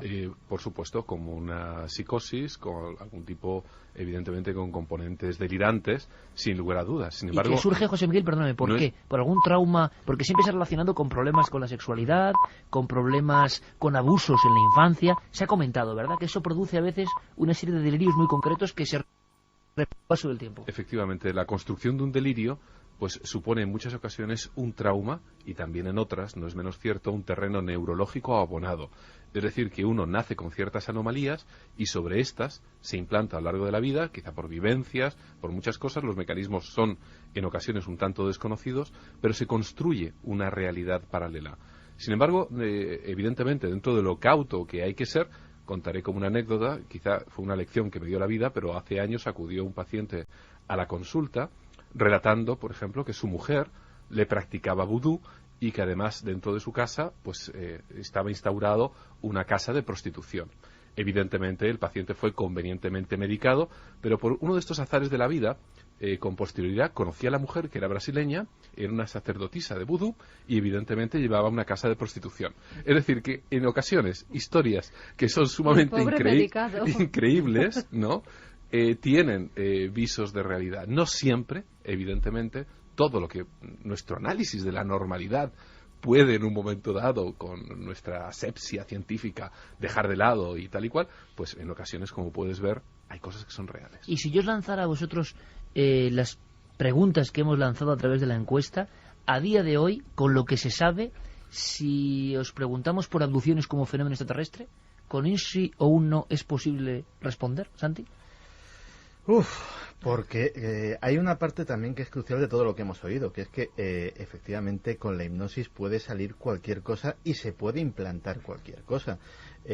Hay un sector que, por ejemplo, que cree profundamente en la realidad del fenómeno, pero que lo achaca a agentes completamente humanos que aprovechan precisamente para implantar un recuerdo falso de una abducción extraterrestre para enmascarar actividades ilegales, pues de servicios secretos, de gobiernos o vaya usted a saber de qué tipo de entidades. Esto hasta tal punto es posible que, por ejemplo, hubo en Estados Unidos un escándalo tremendo Un escándalo tremendo porque en cierta época de repente empezaron a surgir multitud de casos relacionados con lo que se llamaba los abusos sexuales satánicos, que básicamente era gente que tenía cuadros muy parecidos a los de los abducidos, que iban a sus terapeutas, que también les sometían a hipnosis y que empezaban a recordar pues que en su infancia habían sido objetos de abusos sexuales, de prostitución. Y esto es contagioso, además, efectivamente. Una vez que sale en la prensa, empiezan a emerger multitud de casos. Que es otro misterio, A mí también me ha pasado. Efectivamente. Hubo condenados. Hubo gente que pasó tiempo y no poco en prisión porque a sus hijos los había sometido a este tipo de vejaciones. Y luego se descubrió que nada de nada, es decir, que ni abusos sexuales, ni lógicamente sectas satánicas, ni nada por el estilo, que todo había sido, pues como dice muy bien el doctor Gaona, una psicosis colectiva de marca mayor, con lo cual es difícil el tema. Desde luego, si nos hacemos caso a estos presuntos implantes, puede que alguien los haya puesto ahí, que haya venido de otra galaxia ya es otra cosa, ¿eh? Hay una cosa importante, y os lo pregunto porque hay mucha gente que está interesada en saber si la hipnosis a esos niveles, cuando intentamos rescatar recuerdos, puede ser realmente peligrosa. Se ha contado, se ha dicho, gente traumatizada de por vida, o gente incluso que falleció o se quedó en estado vegetal. ¿Leyenda urbana o no? ¿Una hipnosis mal practicada? ¿Una hipnosis que va demasiado lejos? La hipnosis no es peligrosa en absoluto, siempre y cuando sea practicada por profesionales. Como cualquier herramienta terapéutica en manos de desaprensivos podría serlo, pero si pensamos en un profesional formado, médico, psicólogo, un profesional practicando la hipnosis, no tiene ningún peligro, ningún riesgo. Antes mencionaba la posibilidad que durante un trance hipnótico la persona sufra un malestar, tenga alguna reacción espontánea que pueda ser desagradable. Eso es hasta beneficioso para la terapia, para la curación de la persona. Pero la hipnosis clínica en las manos de los profesionales no tiene ningún riesgo. Y no las leyendas urbanas, por ejemplo, lo típico, los mitos de la hipnosis, ¿no? Cuando una persona dice, ¿y si no me despierto? Eso no ocurre en absoluto. ¿Pero todo el mundo puede ser hipnotizado? ¿O no todas las personas llegan a estar en un estado...? Todas las personas pueden ser hipnotizadas. Hay se dice un 10% de la gente que tiene respuestas espectaculares, que son las que vemos luego en televisión, en los espectáculos, ¿no?, de hipnosis. Las respuestas espectaculares solo la tiene un 10% de la gente, pero el 80% de la población responde de una manera buena a la hipnosis. Y hay un 10% que dicen que son las personas resistentes, que necesitan una hipnosis diferente, pero todas las personas pueden ser hipnotizadas. Y una cosa muy importante también desde el punto de vista terapéutico es que esa diferencia de respuestas no tiene relación con el objetivo terapéutico, es decir, la terapia o la curación se puede alcanzar igual independientemente de la capacidad de la persona para responder. Es decir, yo por ejemplo tengo una respuesta muy mala, yo soy del 10% de los que responden mal, y yo personalmente he conseguido cosas extraordinarias, digo, como por ejemplo curarme unas fobias que tenía. Yo tenía fobia a las agujas y mis fobias desaparecieron con la hipnosis. Es decir, que una persona, aunque no tenga esas respuestas espectaculares, aunque no sea altamente hipnotizable, puede conseguir la curación con la hipnosis. Y hay también otro pequeño factor a lo que muy bien ha explicado Jorge. Nosotros no podemos hipnotizar a alguien y obligarle a hacer algo como sale en algunas películas. Yo creo que esto es además otro de los temores que evita que muchas personas, si en algún momento dado se les propone ser hipnotizadas, por ejemplo, pues rechazan la idea, porque creen que de alguna manera se les puede obligar a hacer algo. La hipnosis es tan solo, subrayado entre comillas o negrita, un proceso de sugestión. Más complejo o menos complejo, pero de sugestión. No podemos obligar a que alguien haga algo contra su voluntad. Los límites los pone la propia persona. Es decir, si en ocasiones vemos que alguien en un escenario, por ejemplo, que comienza a quitarse la ropa, a hacer un striptease, sinceramente es porque le da la gana también hacerlo, porque si no, sus propios límites morales, éticos, etcétera, pues van a coartar. Es decir, no es un proceso peligroso. Sin embargo, que implantado está, nunca mejor dicho, en toda la sociedad el hecho de que el hipnotizador o el hipnoterapeuta puede hacer contigo lo que quiera. Y eso da mucho miedo. Porque los hemos visto en la televisión haciendo la gallina a cuatro patas y haciendo el ridículo y la gente riéndose. Entonces eso al final te da miedo. Hay gente que le encanta... Por miedo al ridículo, ¿no? Evidentemente, pero no es menos cierto que si uno no quiere hacer la gallina a 4 patas o a 2 patas, no va a haber hipnotizador que le obligue a hacerlo. Así es.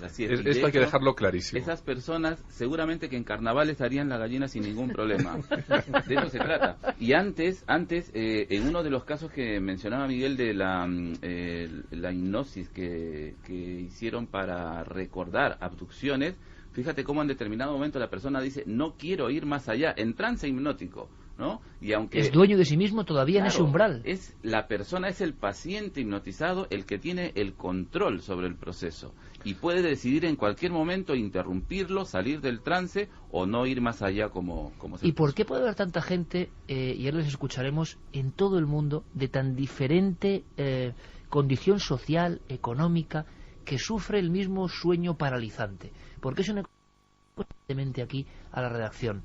En mitad de la noche, y puede tener que ver con lo que cuenta la cuarta fase, algunos interpretan que es lo mismo, notan una presión tremenda en el cuerpo, algo les hunde en la cama y a veces ven la visión hipnagógica, dicen algunos, de una figura que se muestra ahí. Y en ocasiones tiempo perdido y un terror horrible.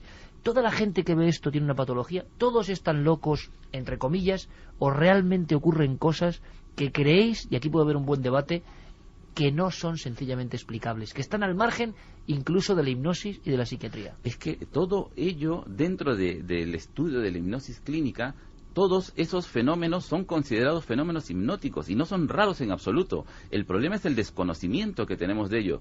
De tal manera que, por ejemplo, hundirse en una cama, hundirse en una silla es un fenómeno hipnótico de lo más corriente y además que seguramente que lo hemos experimentado todos. Y no poderse mover y sentir. Y además la persona lo relata con total veracidad. Es decir, no puedo moverme porque mi cuerpo está pegado a la silla. Eso te diría, cada 100 casos que nos llegan, 90 hablan de esa sensación de estar paralizados y que es muy angustioso para la persona. Pero es absolutamente normal y muy frecuente además.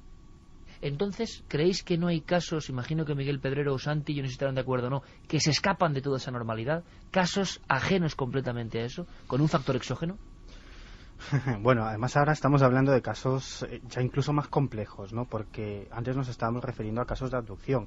Ahora ya hablamos de lo que se ha dado en llamar visitantes de dormitorio. Es decir, es un fenómeno que si el de las abducciones ya es de por sí extraño, este es todavía más extraño y más increíble, ¿no? E inquietante. E inquietante porque te pilla justamente en uno de los momentos del día en el que más resguardado, más protegido uno se siente. Y en el lugar más íntimo, es decir, en tu propio cuarto, en tu propia habitación, en tu propia cama, ¿no? No lo sé, la verdad es que no lo sé, pero te voy a poner un ejemplo, si quieres, otro caso, que yo creo que bueno, interesante, pero o sea que lo que vemos, Miguel, es que hay muchos casos y no los clásicos, porque los clásicos, por ejemplo, hay una lista de clásicos en España de abducciones o este tipo de historias arrancadas con hipnosis, sigue llegando mucha información de este tipo. Sí. Sigue habiendo gente que cree que vive estas experiencias o que las vive. Sí, pero y de casos bastante recientes, ¿eh?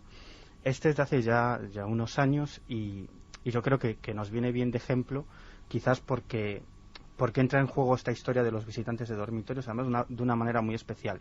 Bueno, esto es aparentemente empieza como un caso de avistamiento, además, bueno, bastante interesante, bastante espectacular, a pleno día. Nos situamos en la ciudad de Vigo, en una zona donde, en un barrio determinado, unas casas con un pequeño jardín. Bueno, pues se encontraba en ese momento la madre preparando la comida y la niña salió al jardín a jugar, ¿no? Y normalmente lo que hacía era, pues bueno, echar un rato con un vecino, ¿no? Un vecino mayor de 40 y tantos años que también pues a esas horas solía estar en su jardín y se entretenía pues jugando con la niña un rato mientras la madre preparaba la comida. Entonces de pronto tanto la niña que en ese momento tenía 7 años como su vecino entran corriendo en casa y dicen que hay un ovni sobre la casa, ¿no? Cuando sale esta persona, la madre de la pequeña, no ven absolutamente nada, pero lo que le describen es que de pronto vieron sobre la casa a pleno día un objeto alargado en forma de cigarro puro, en el que es luminoso y con una serie de ventanillas en su interior, ¿no? Hasta que finalmente desapareció. Bueno, dijeron que curioso, qué cosa más extraña, no le dieron mayor importancia. Sin embargo, esa misma noche, cuando se acostaron, después de cenar, nada más acostarse, al poco rato la niña empezó a gritar. La madre se levantó, le dijo qué le pasaba y ella decía pues que unos hombres muy pequeños estaban en la habitación, ¿no? Bueno, tranquilízate, fue un sueño, bueno, lo normal, ¿no? Lo que pasa es que esta experiencia se repitió durante varias semanas, bastantes noches seguidas, ¿no? Hasta que finalmente la madre pues le dijo, bueno, pero ¿cómo son estos señores, no? ¿Qué es lo que te pasa? ¿Qué es lo que ves? Y la descripción, el dibujo que hace la niña es la típica imagen del libro de Comunión, ¿no? Estos seres con cabeza en forma de pera invertida, grandes ojos. ¿Puede tener explicación? ¿Una niña puede tener ese recuerdo? No sé. ¿Por qué? ¿Por ver la portada de un libro? Aunque no lo sea consciente. Puede tener el recuerdo. En el inconsciente Claro, colectivo sí. Todos tenemos unas imágenes que se repiten. Por ejemplo, Eso, José Miguel, no deja de ser misterioso, ¿eh? Si nosotros planteásemos qué apariencia, por decir una cosa, tiene el demonio, estoy convencido que el 90% de las personas que relatásemos una imagen pictórica del mismo coincidiríamos en muchísimos detalles, cuando creo yo que la mayor parte de nosotros realmente no lo hemos visto en la vida. Claro. ¿No? Es decir, hay un inconsciente colectivo, unas imágenes que se repiten una y otra vez, Claro. de estos pequeños extraterrestres de grandes cabezas, con ojos tremendamente marcados, que además se comunican telepáticamente. Son repetidos una y otra vez. Yo no sé si tiene relación el caso del avistamiento con lo que le sucede a la niña tiempo después. Quizás es verdad, ¿no? Es una imagen, sobre todo en los últimos 15 años, tremendamente repetida. Cuando le preguntas a cualquier persona de la calle cómo es un extraterrestre, eso es lo que te describe, ¿no? Sin embargo, fíjate qué curioso, con ese libro, cuando salió ese libro que tienes ahí encima de la mesa, Communion, en realidad yo creo que causó un gran impacto. Incluso te diría que no tanto por lo que cuenta en el interior como por la portada, es decir, porque decenas de miles de personas... Lo contaba Santiago de la camiseta, o sea, claro, de repente se encuentran con el encuentran icono, ¿no? Con el icono y dicen, esto es lo que yo veo por las noches. Y no deja de ser misterioso que ese recuerdo esté en tanta gente, desde hace tanto tiempo. Y tan variada. A mí, por ejemplo, decías antes gente de todo tipo y condición. A mí un caso que siempre me ha resultado maravilloso es el de Eduardo Pons Prades. Eduardo Pons Prades, para el que no lo sepa, era un afamado historiador, intelectual, uno de los personajes claves de la oposición al franquismo, uno de los fundadores de la editorial Alfaguara, y de repente, un buen día, va caminando, haciendo senderismo por el Pirineo francés y se encuentra a dos individuos de apariencia completamente extraterrestre que hablan con él, que le explican una serie de cosas, que hasta el punto de que llega a escribir un libro poniendo en juego todo su prestigio intelectual, que era muchísimo, y lo fue, y curiosamente inesperadamente, incluso después de ese fenómeno hasta sus últimos días, y que no tenía absolutamente nada que ganar fabulando una como historia esta de señora ese que hemos tipo. escuchado, o tantos testigos. Pero Pons Prades, al que Miguel ha entrevistado, Pons Prades, creo que Lara, el director de Planeta, le llega a decir, bueno, con este libro sepultas todo tu prestigio. Y ese libro, todo un clásico, se llamaba El mensaje de otros mundos, editorial Planeta. Pons Prades, que luego hizo la historia de los republicanos en los campos de concentración y tantas cosas, y lo veía clarísimo. Abriendo este abanico es muy interesante, y aunque sea casi en titulares, porque para que veáis simplemente, en España, Carmen, había una serie de casos clásicos de cierto tipo, porque ya hay una gran pregunta. ¿Ha cambiado el tipo de casos? ¿Ha cambiado la visión de lo que dice la gente ver con el tiempo y el condicionante social? En España, a final de los 70 es cuando se empieza a hablar de estos, incluso de lo habitual. Algunos son extrañísimos, y el catálogo está considerado, casi todos ellos, hay que decirlo, como o fraudes, por gente muy escéptica, fraudes, delirios. También el de Próspera Muñoz está en el catálogo como delirio o invento. O psicosis, incluso algunos de ellos. Hay uno en el año 1977 en Tendilla, en Guadalajara. Es un 18 de diciembre. Miguel Herrero Sierra es un transportista de 34 años. Poco antes del amanecer empieza a conducir su furgoneta, va hacia el pantano de Buendía, en Tendilla, cuando las luces del coche empiezan a darle fallos, cosas que suele pasar normalmente cuando hay un avistamiento de un objeto, un avistamiento ovni. Para y se da cuenta de que hay un objeto de grandes dimensiones que está aterrizado. Salen de él, según sus propias descripciones, dos individuos, dice que de aspecto completamente normal, por eso no le llama tanto la atención, se fija más en el objeto. Y dice que van vestido como con un mono blanco, un mono de trabajo. Le invitan a subir a bordo de esa nave, él sube Dice que permanece allí lo que él recuerda más de 3 horas, que solo recuerda trazos muy pequeños y también es sometido a hipnosis. Seeker. Incluso están sus palabras que salieron publicadas en una revista ya desaparecida, Mundo Desconocido, y fíjate, decía que él estaba sentado de espaldas. Había un ser que estaba viendo y solo veía su espalda. Cuando se gira se da cuenta que es como si se estuviera mirando en un espejo. Es exactamente igual a él. Pero ¿por qué te digo esto? Porque no pasa solo en el caso de Miguel Herrero Sierra. En el caso de Xavier C., no sé si os acordáis, en Vallgorguina, en Barcelona, el 25 de julio de 1985, él dice que esos seres que también le introducen en una nave hacen con los instrumentos algo y que copian su imagen. Incluso llega a decir que meses después, cuando está en Barcelona, ve que ese otro él, que ese otro personaje clonado que han creado esos seres extraterrestres, está subiendo a un autobús en Barcelona, que se reconoce subiendo a un autobús en Barcelona. Estos casos tan terriblemente bizarros pueden dar una explicación del fraude. Algunos hablaban de eso, de psicosis.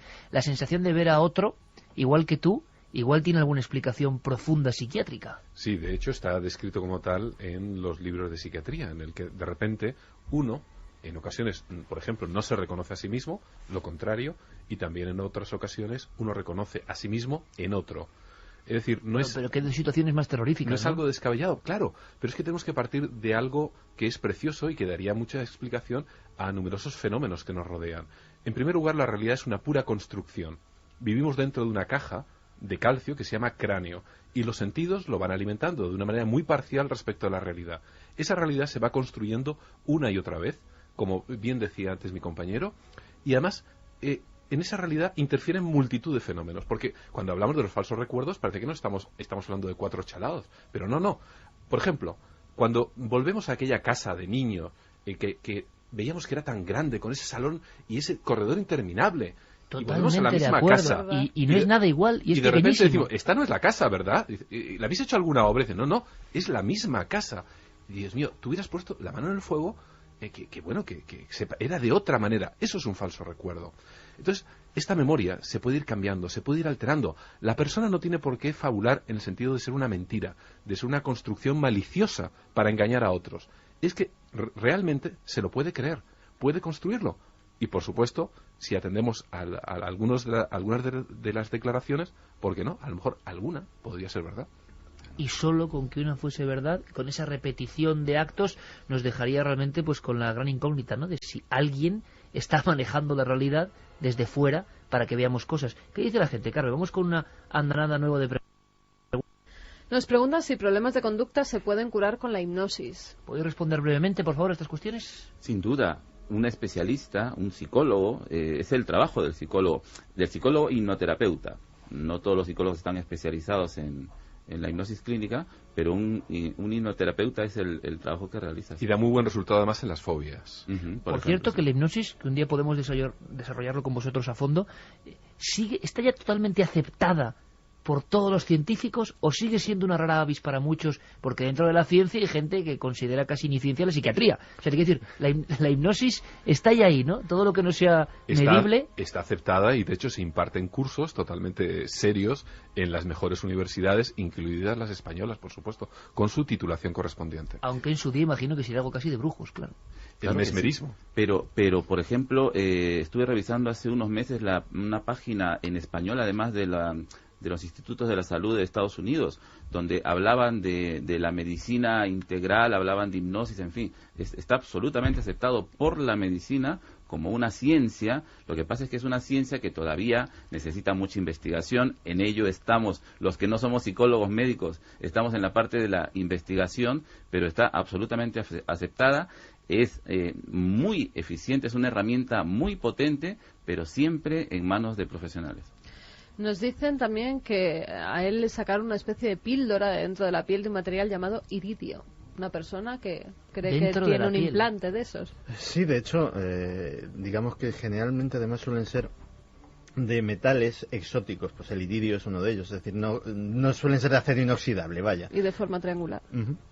¿Alguien puede hacerse heridas, por cierto? Se ha hablado mucho de que en un hipnotizado, quizás sea leyenda urbana, no lo sé, sintiendo que le queman, puede llegar a sentir la herida o puede verse la herida. ¿Cierto o leyenda urbana? Existen muchas descripciones al respecto.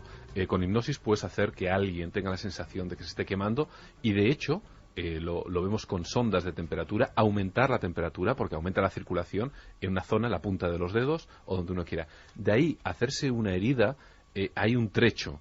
Pero siempre me ha quedado la duda de que ciertas personalidades pueden llegar a hacerlo, como en el caso de los estigmatizados, por ejemplo. Ese es un buen ejemplo. Antes hablábamos de personas con una alta hipnotizabilidad y posiblemente es una explicación a esos casos de los estigmas, pero serían personas puntuales, sí. Doki nos dice si en la hipnosis recreas lo que quieres ver, porque hay tantas y tantas personas que coinciden en muchos detalles y en diferentes partes del mundo. También nos dice Luis desde Valladolid que sí que lo cree, que sería interesante saber si en la prensa de aquellos días se vio algo en el cielo. Bueno, hay que decir que en el caso de la película las desapariciones no son verdad, porque hay mucha gente que nos lo pregunta, cierto, ¿no? Ni las imágenes que se emiten al lado como las originarias en esas sesiones de hipnosis tampoco son las reales, es toda una recreación. Ni la doctora existe, pero ni como seudónimo ni como nada. Todo forma parte de un marketing viral muy trabajado, tan trabajado como que efectivamente, pues lo hablábamos antes con José Miguel, se han hecho, esta doctora ha hecho presuntas publicaciones en revistas médicas que no existen, pero que están en la red, pero que tienen que tienen páginas web que proceden de este verano, y si uno rastrea pues el propietario del IP, pues descubre que es de una... Incluso han inventado publicaciones, ¿no? Como sí. La Alaska Psychiatry Journal, la revista de psiquiatría de Alaska, en la que, bueno, posteriormente entrevistas, por ejemplo, con el presidente de la Asociación de Psiquiatría de Alaska, que son, como decía antes, 4 gatos, porque Alaska es un sitio muy extenso, pero muy poco poblado, pues no conocían ni en pintura, ni a la revista, ni a la doctora Abigail, ni a ninguno de ellos. Y incluso, con lo cual la realidad virtual cinematográfica se mezcla con la real, ya nadie sabe nada y esto empieza a ser un problema. Es un grave problema, porque realmente en este caso lo podemos averiguar con cierta facilidad, porque nuestro espíritu, nuestra capacidad de crítica, evidentemente, al enfrentarnos a un caso tan extremo como son las abducciones, pues se acelera, se concentra mucho más. Pero imaginémonos esta capacidad de crítica aplicada a otras cosas mucho más cotidiana, evidentemente no estaríamos hablando de ello, ni hubiese sufrido tal crítica. Es la segunda vez que lo digo este año y habrá otra vez seguramente. Alguien algún día tendrá que legislar sobre el marketing viral. Algún día pasará algo serio. Antonio y Marina desde Sevilla nos dice: creo que llevan mucho tiempo que nos estudian y nos visitan y que no tardarán en venir a nuestro planeta. Esperemos que sea en paz. Las abducciones son experimentos de los gobiernos del mundo para sus siniestros propósitos. En esas dos frases, todo un mundo resumido, ¿no? Totalmente. Los propios humanos, temor. exactamente, el temor del propio ser humano enmascarado o la hipótesis extraterrestre. No nos queda apenas tiempo y es un placer debatir con vosotros, pero sí me gustaría, lo más breve por favor, que dieseis un consejo, cada uno desde vuestro punto de vista, como hacía Próspera Muñoz, a alguien que esta misma noche cree que sufre este tipo de agresiones y lo cree con esa realidad.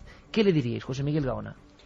Pues le diría que lo tome con cierto espíritu de crítica, evidentemente, que lo más probable es que sea algo propio de su mente y que evidentemente no está siendo abducido. Que se lo tome con mucha mayor tranquilidad y de una manera bastante más lúdica, menos dramática, aunque vea la película. Santi. Es difícil porque efectivamente, y si alguna de esas personas nos está escuchando lo sabe en carne propia, estamos hablando de algo que se percibe como muy angustioso. Y yo creo que se debe hacer lo que se debe hacer cuando alguien percibe algo angustioso en su vida, que es pedir ayuda, donde sea. Yo creo que hay profesionales en la psiquiatría, en la psicología, en la terapia, que por lo menos para esclarecer, para quitarle esa duda de ¿seré yo o realmente me estará pasando algo?, pues pueden servirle. Miguel Pedrero. Bueno, pues a ser posible que se tomen esa presunta abducción o esa experiencia como, valga la redundancia, una experiencia más y que intenten sacar el lado positivo. Yo sé que es difícil porque muchas veces... Es muy difícil cuando está ocurriendo, me imagino, ¿no? Claro. Y ves eso en los pies de tu cama. Y muchas personas que viven esta experiencia acaban buscando respuestas, pero de forma absolutamente desesperada, acudiendo a 1000 sitios, no solo a psicólogos y a psiquiatras, sino a videntes, a peligro, magos, ¿no? Es decir, sí que hay un peligro, pero sí me he encontrado con otras muchas personas que ya se toman esa experiencia como algo habitual y de lo que tratan de sacar algo positivo. Jorge Cuadros. Concuerdo con compañeros en el sentido de que la persona que esté sufriendo, sobre todo por un hecho como el que estamos hablando, pida ayuda a un especialista. La hipnosis clínica podría ayudar a una persona que esté sufriendo por una situación así, no necesariamente para recordar lo que ha ocurrido, que es un poco lo que debatíamos acerca de la película, sino para que el especialista le ayude a aliviar el malestar que le genera ese recuerdo. José Miguel, yo sé que tú sigues investigando con el doctor Mariano Betés de Toro, buen amigo común también, sobre experiencias cercanas a la muerte y que también hay sorpresas, ¿no? ¿Estáis utilizando la hipnosis también para intentar recordar? Estamos entrevistando en esta primera fase a casi un centenar de personas. Un centenar de que personas. Nos han remitido experiencias al respecto, y además me gustaría invitar justamente a aquellos que lo hayan tenido o crean haberlo tenido, que vayan a nuestra página web de proyectotunel.com y a través del correo electrónico pues contacten con nosotros y nos inviten también a entrevistarlo. Estamos aplicando también hipnosis, estamos grabándolo en vídeo y estamos haciendo una encuesta a nivel nacional, la primera que se hace en el mundo hispanohablante acerca de este tema. Qué alegría, José Miguel, qué alegría. Cuenta con toda nuestra ayuda. Muchas de gracias. La tele y de la radio para la difusión de esto. Me parece increíble, qué gran nombre, Proyecto Túnel. También hay una página web, creo, Jorge, para la gente que se interese por la hipnosis. www.hipnologica.com. Es el grupo Hipnológica que empezamos el año pasado con la revista. La revista Hipnológica lleva ya 2 números publicados y tenemos artículos realmente muy interesantes, tanto para profesionales de la salud como para la gente en general. Hay un apartado para que la gente que no tenga un conocimiento de la hipnosis entre, lea artículos y se informe. Pues sí, mira, 2 vías de contacto. Está venga a preguntar, proyectotunel.com, hipnológica.com. Tendréis avalancha a partir de esta noche, pero seguiremos muy atentos todas vuestras evoluciones. Gracias, José Miguel Gaona, como siempre. Buenas noches. Gracias, Jorge Cuadros. Miguel Pedrero, remitimos a Año Cero, revista decana absolutamente en la investigación de este tipo de casos. Un abrazo para Enrique de Vicente, que nos contará muchas cosas pronto.